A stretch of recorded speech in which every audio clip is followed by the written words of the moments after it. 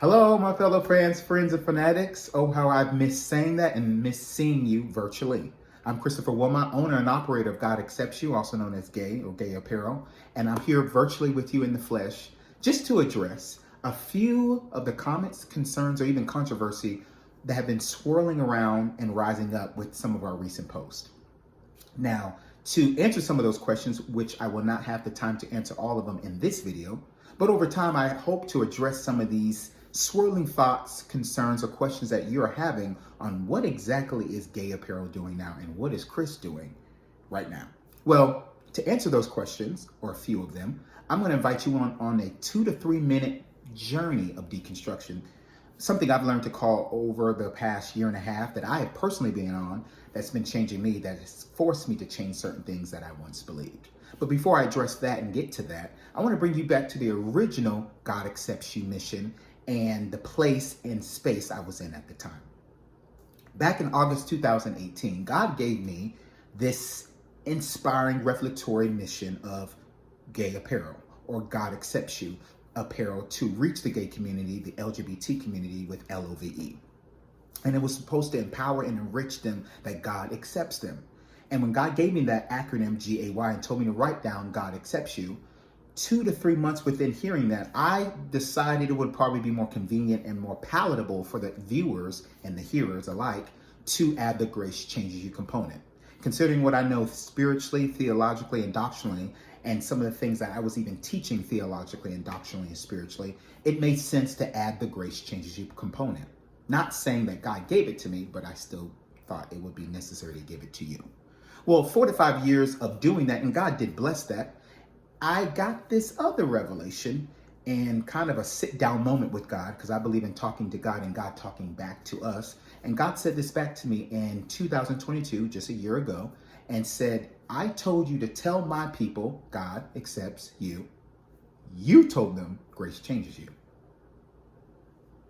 Now, talk about being humbled. I literally had to sit down after hearing that, and maybe some of the questions that are swirling in your mind are the very same questions that are still swirling in mine, because it went against a little bit of what I thought and even theologically taught. But to accept the God Accepts You portion of this, I had to reject and deconstruct some of the other things that didn't allow me to accept that portion of the mission, that portion of the mandate. At the time, I thought I was called to reach both the church community and the gay community with one singular message, and I thought this was that message. But as you know, the gay community and the church community have been at odds, and they may be at odds. Continue to try to preach to them individually, and instead of preaching to them the message that is going to unite them universally and collectively, and that message is love. And I believe the God Accepts You portion of this message was of God. The grace changes you component technically was of me.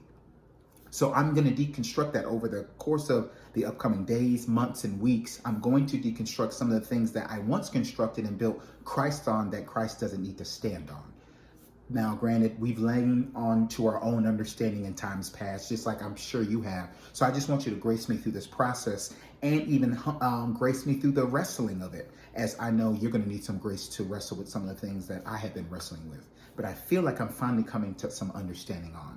Now, I get that we're going to get a lot of flack and slack and comments more and concerns more with what are you trying to say and what does that mean, and are you saying this, or are you saying that?